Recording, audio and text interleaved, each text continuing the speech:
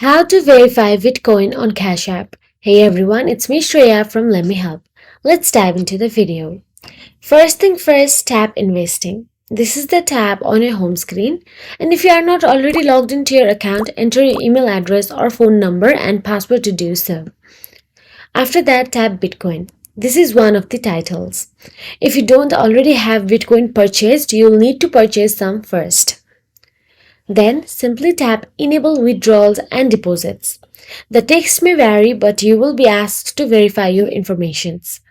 After that, enter your personal informations because Cash App will ask for your legal name, date of birth, and the last four digits of your social security number.